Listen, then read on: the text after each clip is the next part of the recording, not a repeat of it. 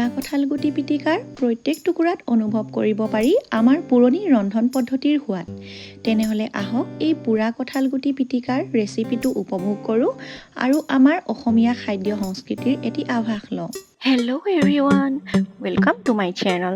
This channel is all about delicious recipes and fun cooking tips. Whether you are a pro in the kitchen or just starting out, there is something for everyone. So let's begin this video journey together. ধুই লোৱা কঁঠালগুটিকেইটা মই তাৱা এখনতে অলপ অলপকৈ দি মই পুৰি ল'ম ভালদৰে। এনেদৰে গোটেই কঁঠালগুটিকেইটা পুৰি শেষ হোৱাৰ পিছত মই ইয়াৰ বাকলিবিলাক এটা এটাকৈ লাহে লাহে গুচাই ল'ম।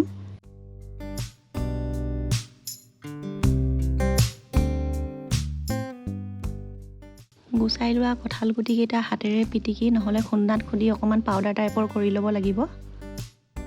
ইয়াত মই এতিয়া কাটি থৈ দিয়া পিঁয়াজ অলপ দি দিছোঁ, লগত দিছোঁ অলপমান নিমখ দিয়াৰ পিছত মই এতিয়া ভোট জলকীয়া অলপমান দি দিছোঁ আৰু ভোট জলকীয়াৰ তেল অকণমান দি লৈছোঁ।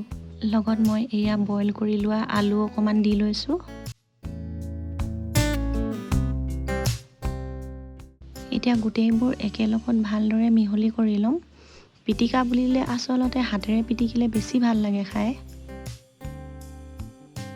এয়া মোৰ কঁঠালগুটি পিটিকা আলুৰ লগত ৰেডি হৈ গ'ল। আপোনালোকে কঁঠালগুটি খাই ভাল পায় নে নাপায় মোক কমেণ্টত জনাবলৈ নিশ্চয় নাপাহৰিব। আজিলৈ আহোঁ, বাই। Thank you for watching. Make sure to subscribe and hit the notification bell so you don't miss any new videos.